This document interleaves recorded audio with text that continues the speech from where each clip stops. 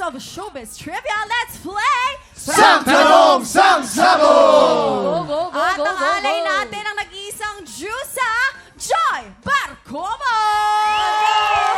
Oo, Joy, nako, magpapasabog ka na ba? Magpapasabog na! Yes! Roar! Eto na, umupo ka dyan at suotin ang iyong protective goggles. Eto na ang iyong unang sang tanong. Sang Sabog! Sa pinakaunang modeling gig niya, bakit daw napagsabihan itong si Gazini Ganados ng manager niya? A. Dumating siya na nakachinelas. Or B. Dumating ng nakagown. Eto, diba? Ang tagal namin magkausap ni Gazini sa Totoo, dressing room. totoo. Ikinuwento niya sa akin. Pinagalitan siya dahil pagpasok niya, nakachinelas siya. Chinelas. At yung chinelas niya, yung Rambo, alam niyo yung Rambo? Yung ang kapal-kapal. Yung ang sakit pag pinalo sa'yo. Oo. Yung kanyang chinelas. Yes, kasi bilang beauty queen, dapat lalabas ka pala ng pintuan ng bahay nyo. Kailangan Dapat ayos ka na. buong ka na. Of course. Kasi kaya niya ginamit yung Rambo, dumagdag kasi siya ng height. Oo. Makapal yung Rambo. Kasi dapat sa pagiging beauty queen, pasok din daw ang pagiging matangkad palagi. Tama. Correct. Kaya hindi nila alam yung mga boys. Walang alam na kasi mga Wala. pang-babae lang Hindi, yun. tsaka ito mga tayo, mga beauty queens yung mga yan. Yes, eh. hello. Oh, hello. Pero ang boys. Kala nyo naman mauuto nyo si Joy. Siyempre! Kuya Kim, yung katotohanan lang ilabas mo, Kuya Kim. Lalagyan natin ng etymology ang mga pangalan. Ang mga pangalan ay mayroong pinagmulan. Ang ganados ay galing sa Spanish word na ganadar, nang ibig sabihin ay maaga. Laging ganado, ganado, ganado. Ganado. Tatandaan natin, ang oras na nag-usap sila ay alas 6:30 ng umaga. Ganon. Dumating ng nakagown. Nakagown, Kuya Kim. Nakagown, nakapang evening wear, bagamat umaga. Kasi ang apelido ay ganados. Ganadar, ganado. At pumasok siya, nakita sa may gazebo. Gazebo. At medyo sumingaw yung gazul, kaya tinakpan niya ng gown yung gazul. Sige, Gazini. ilaban nyo Gazini. yan. So, ang sagot, nakagown. Nakagown siya. Oo. Eto dito sila sa boys naka-gown. Ito naman naka-chinelas. Pero kayo ba ni Gazini ay close? Super close. Yeah.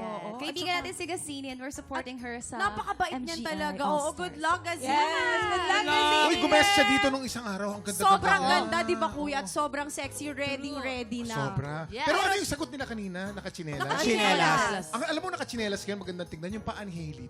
Hailey, totoo. Tingnan niyo po. Alam ko ni Hailey parang sago, no? Ngayon lang kayo nakakita lang. Ngayon lang kayo makakita. Lahat ng daliri niya sa paa, hinlalaki. Bakit? Oo. Ang ganda-ganda ng babae, kakaiba yung paa, no? Oo. Pero ikaw naman, Joy, ano sa tingin mo? Anong sagot doon? May history kasi ako dito sa magtatay na to eh. So, Ay! di na ako naniniwala sa mga sinasabi ng mga lalaki. So, dito tayo sa mga babae. Above. Chinelas. Dumating siya ng nakachinelas. Ikaw ba ay kabogo? Sabog, alamin na natin yan in 5, 4, 3, 2, 1!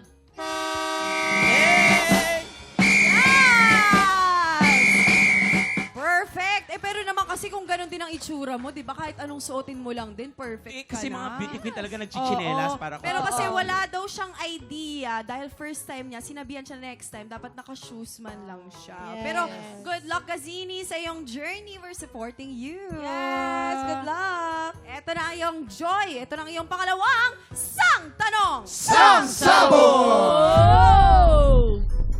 Anong nickname ang tawag kay Michelle D ng nanay niya noong bata pa siya? A. Miss Tikim or B. Miss Takaw? Alam na alam ko yan. Natatawa pa siya, no? Napag-usapan namin. Parang Hindi, tawang-tawa naalala ko ka. kasi. Kasi actually, hindi ko nabasa yung tanong. Tapos naalala ko kasi, yung gala night, nag-usap kami ni Michelle D. Kasama namin sila Miss Joy. So nakwento niya na nga, na ang tawag sa kanya ng mama niya, Tikim. Kasi nung bata siya, magaling magluto yung mama niya. So lagi siyang tumitikim ng pagkain. So simula nun, tinawag na siyang Miss Tikim. At dahil Mali! dyan, teka muna, hindi pa tapos. Oo Dahil nga. dyan, may joke ka tungkol sa tikim. Yes. Ano joke mo? Go. Pwedeng hindi tikim? Ano? Iba na lang. Anong tawag sa masamang kalsada? Ano? Bad road.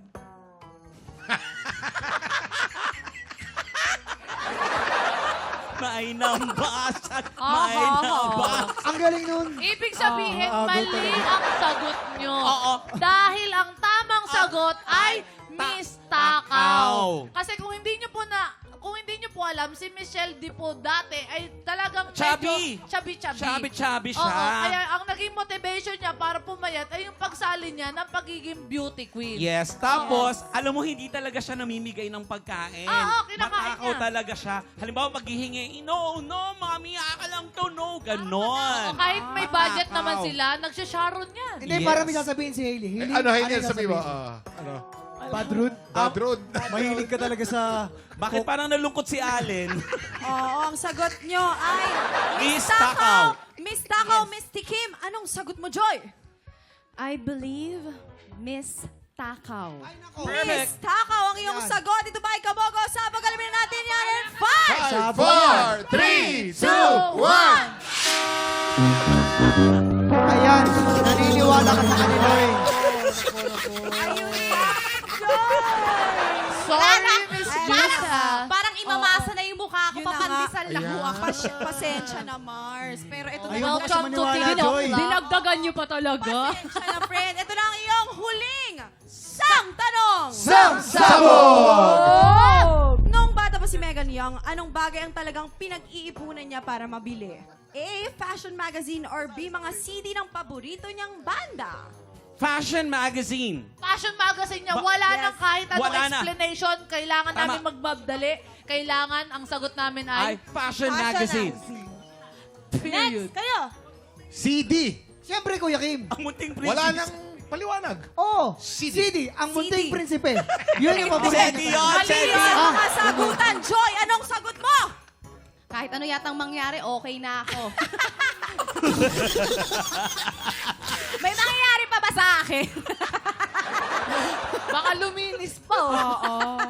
Ang aking sagot po ay CD. Ayun na mga Ay! CD daw. Okay. Tingnan natin kung sagot mo ba ay kawago sabog in 5, 4, 3, 2, 1. Pasensya na, Mars. Sorry, kaya CD kasi I can see this show. Pasensya na, Mars. Halika, Joy. Alam mo, Joy, ganyan talaga Pretty kami pa rin. mag-welcome dito. Yes, Happy kami oo. at nakasama ka namin. Uy, para na ako si Santa Claus dito. Hindi, pero kahit na puting-puti ka, maganda ka pa rin, Joy. Pretty. Yes. Ganda, oh.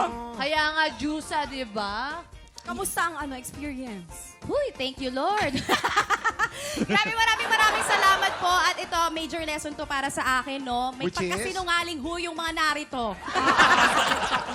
Alam mo na, hindi lahat mapagkakatiwalaan dito. Pero wag ka magsawang bumalik, ha? Oo, Yes. Promise, Parang- bigas ka ulit, ha? Bagay na bagay ka rito, eh. Oh, parang Sobra. totoo po tuloy yung saying. Sabi Ano? po nila, pag kalbo, masamang tao.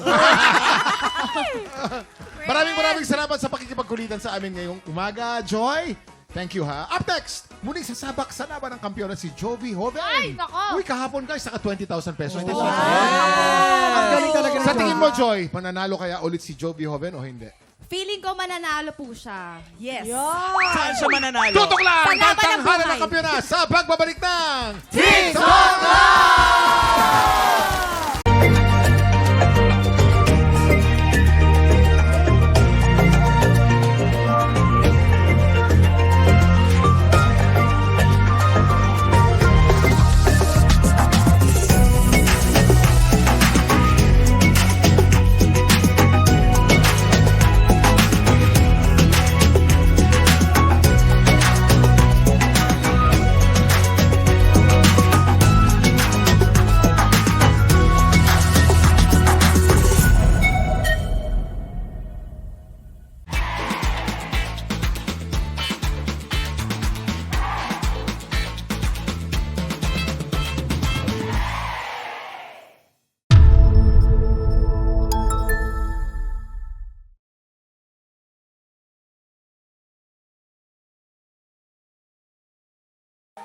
Tropa, pinanood mo hanggang sa dulo itong video na to? Very good ka! For more happy time, watch more TikTok Clock videos on our official social media pages and subscribe to GMA Network official YouTube channel.